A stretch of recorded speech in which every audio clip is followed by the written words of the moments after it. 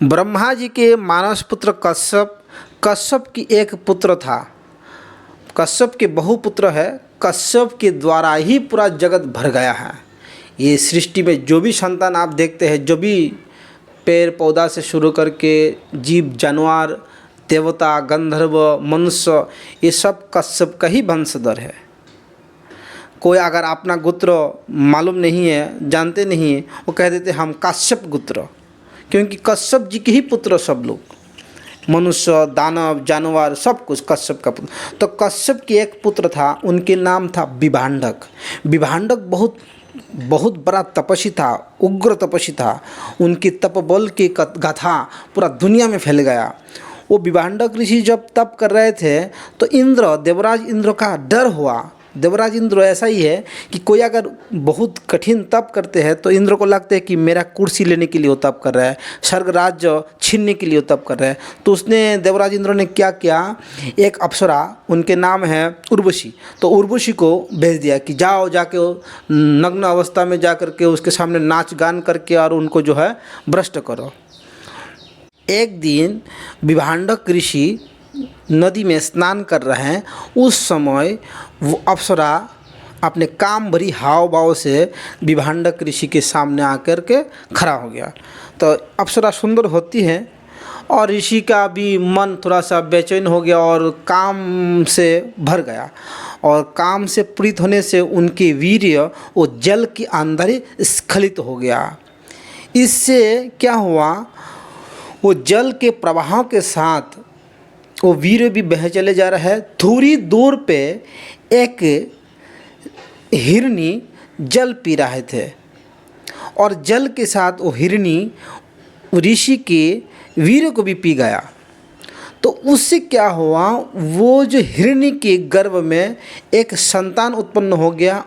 आगे चल के वो संतान प्रसव किया, उसका नाम ही हुआ ऋषि श्रृंग। श्रृंग इसीलिए है कि वो जन्म के समय उसके सर पे एक छोटा सा सिंह जैसा था, हिरण के तरह। विभांडक ऋषि के जब वीर्य स्खलन हो गया तो वो तो अपने आश्रम में आ गया और देवताओं के सारे क्रिया को समझ गए कि देवता हमारे साथ छल करने के लिए ही ये अप्सरा उर्वशी को भेजे। और जो सिंह हिरनी जो पानी पीने से उनके वीर्य को भी पी गया और वो समय पर कालक्रम से जो संतान उत्पन्न किया है, वो संतान भी वो जन्म दे के वो चली गई। एक्चुअली वो हिरनी जो है एक अप्सरा थी, ब्रह्मा के द्वारा श्रापित होकर वो हिरनी बन गया। ब्रह्मा ने कहा कि जब तुम एक ऋषि पुत्र को जन्म दोगे फिर तुम श्राप से मुक्त होकर के अपने धाम में पधारोगे। तो इस प्रकार वो जब अप्सरा बन के चले गए तो विभांडक ऋषि ने देखा कि एक बालक पड़ा हुआ है और सारे ध्यान के माध्यम से वो सारे बात जान गया। तो उनको स्त्री के प्रति भी एक घृणा उत्पन्न हो गया कि स्त्री इतना निर्दय होती है। एक स्त्री आए, मेरा तप भंग करके गया, दूसरा स्त्री संतान को जन्म देते ही वो संतान को छोड़ के चले गए, और एक है देवराज इंद्र, मेरा तपस्या भंग करने के लिए लगे हुए हैं। तो उन ऋषि का इतना क्रोध उत्पन्न हो गया देवताओं के प्रति भी, स्त्रियों के प्रति। तो उनके क्रोध से उनके आश्रम के जो साथ जो राज्य था, वो राज्य अंगदेश के राजा उस समय था रूमपाद के पूरा राज्य में बारिश बंद हो गया, एकदम सूखा पड़ गया, बहुत परेशानी चल रहा है।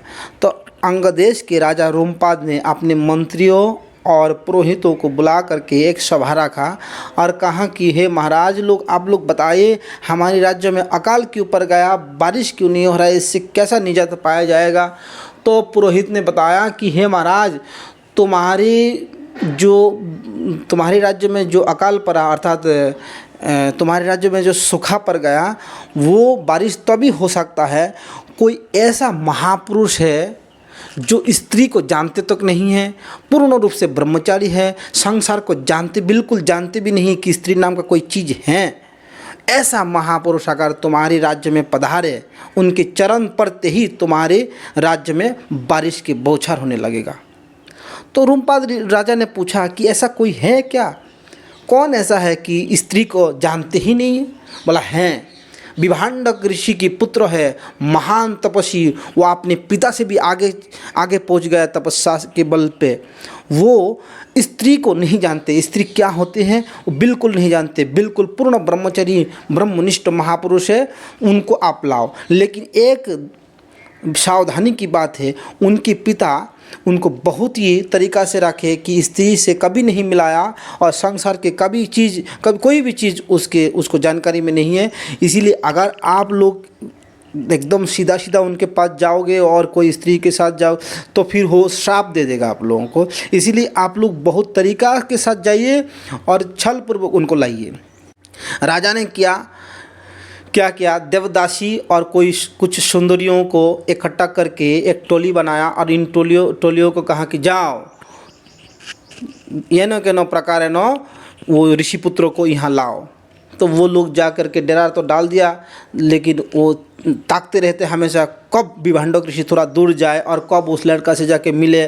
तो लड़का के अर्थात विभांडक श्रृंगी ऋषि से, तो श्रृंगी जब पहली जब स्त्रियों से मिले तो उनको समझ में नहीं आया कि ये कौन है क्या है।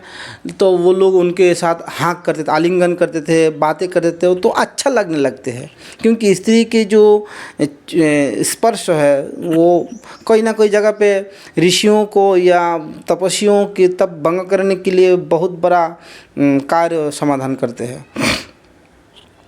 तो ऋषि सिंह को अच्छा लगने लगा वो लड़कियां स्त्रियां, वो नहीं समझते कि वो स्त्री है हम पुरुष है, लेकिन उनके साथ बातें करना, उनके साथ उठना बैठना उनको अच्छा लगने लगा। तो ऐसा करते करते एक दिन विभांडक ऋषि बहुत दूर तप करने चले गया और इसी मौका के फ़ायदा उठाते हुए वो जो अप्सरा है, वो जो लड़कियां और जो सुंदरियां, उसको लेके अंग देश के राज्य में चले आया। और जैसा ही अंग देश के राज्य में उसने चरण रखा ऋषि सिंह ने, एकदम बारिश के बौछार होने लगा। विभांडक ऋषि को ध्यान से सारे बात पता हो गया कि मेरा पुत्र को इस प्रकार छल करके ये अंग देश के राजा जो रोमपाद उसने लेके गया, अभी चखाता उसका मज़ा। तो एकदम क्रोध में लाल पीला होते हुए वो राज्य में जाने लगा। रोमपाद ने क्या कर दिया, अपने बेटी शांता को और वो ऋषि सिंह से शादी करवा दिया और प्रजाओं को सिखा के रखा। जैसा ही विभांडक जी राज्य में पधारे वैसा ही तुम लोग जय जयकार लगाते रहना कि ऋषि सिंह की जय, शांता के पति ऋषि सिंह की जय। इस प्रकार जब जय जयकार करने लगे तो शांता का पति ऋषि सिंह, उनके पुत्र शांता का पति कैसा बन गया वो सोचने लगा और उनका क्रोध थोड़ा सा कम होने लगे। इस प्रकार वो जब जाने सारे बात जब जान गए कि मेरा पुत्र ने यहाँ आके शादी कर लिया, अभी वो क्या करे, पुत्र वधू को आशीर्वाद दिया। विभांडक जी चाहते थे कि मेरा पुत्र ब्रह्मचारी बने, लेकिन भगवान का देखिए क्या ख्याल है, स्त्री के प्रति स्त्री को बिल्कुल ना जानना, उससे आप ब्रह्मचारी नहीं बन सकते हैं। जान करके साधना के बल पर अपने को अगर सुरक्षा रख सकते हैं उसको बोलते हैं ब्रह्मचारी। वो ऋषि सिंह बिल्कुल स्त्री के प्रति कोई उनका धारणा नहीं था, लेकिन जब धारणा हो गया बिल्कुल उसने शादी कर लिया। और धारणा होती हुई भी अगर तब करके उस शिखर पे पहुंचते तो उसके सामने अगर शादी का प्रस्ताव आते तो हो सकता है कि वो प्रस्ताव को ठुकरा दे, लेकिन उनके तो कोई धारणा ही नहीं था। इसीलिए सब कुछ जानना, ज्ञान होना अच्छा बात है। ब्रह्मचारी होना, ब्रह्मचार्य रहना वो भगवत कृपा और खुद की भी इच्छा के ऊपर निर्भर करते हैं। उस समय दशरथ महाराज भी था, तो दशरथ ने सोचा कि मेरा तो कोई पुत्र नहीं है, तो इस महापुरुष से हम यज्ञ कराएंगे, पुत्रेष्टि यज्ञ करा करके पुत्र प्राप्ति करे। तो एक दिन ऋषि सिंह के घर पे आके उनसे प्रार्थना किया कि हे महाराज, मेरा कोई पुत्र संतान नहीं है, इसलिए कृपया आप ऐसा यज्ञ करिए, पुत्रेष्टि यज्ञ, जिससे मेरा पुत्र संतान हो। वही ऋषि सिंह के द्वारा यज्ञ करा करके दशरथ महाराज राम, लक्ष्मण, भरत और शत्रुघ्न नामक 4 पुत्र का प्राप्त हुआ उनको, राजा दशरथ को। ये कथा महाभारत में है, रामायण में भी है और अन्य पुराणों में भी ये कथा पाया जाते हैं।